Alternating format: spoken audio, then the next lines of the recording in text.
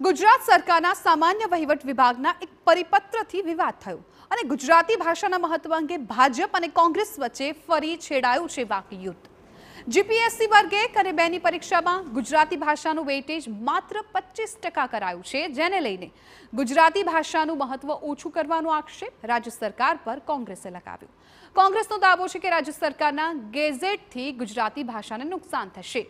ભાંગ્યું તૂટ્યું ગુજરાતી જાણનાર અધિકારી ગામડાના અરજદારોની મુશ્કેલીનો ઉકેલ નહીં લાવી શકે। બીજી તરફ ભાજપે કોંગ્રેસ પર પલટવાર કર્યો।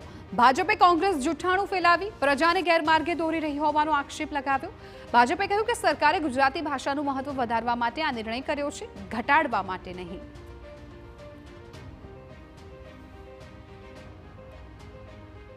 માર્કના પેપરની અંદર મિનિમમ 25% એટલે કે 75 માર્ક લાવવા કમ્પલસરી છે। એટલે એ માર્ક ટોટલમાં ન ગણાય, પરંતુ 75 માર્ક જો ન લાવે તો એ આગળની પરીક્ષા ન આપી શકે। એટલે ગુજરાતી ભાષામાં 75 માર્ક્સ એટલે 25% માર્ક લાવવા જરૂરી છે। પહેલાં ગુજરાતી ભાગ્યું તૂટ્યું બોલતા જે લોકો છે એ ગુજરાતની અંદર અક્ષરો બનતા હતા। હવે ગુજરાતી કમ્પલસરી, એમને ગુજરાતીમાં મહેનત કરવી પડશે, ગુજરાતીમાં 25% માર્ક લાવવા પડશે।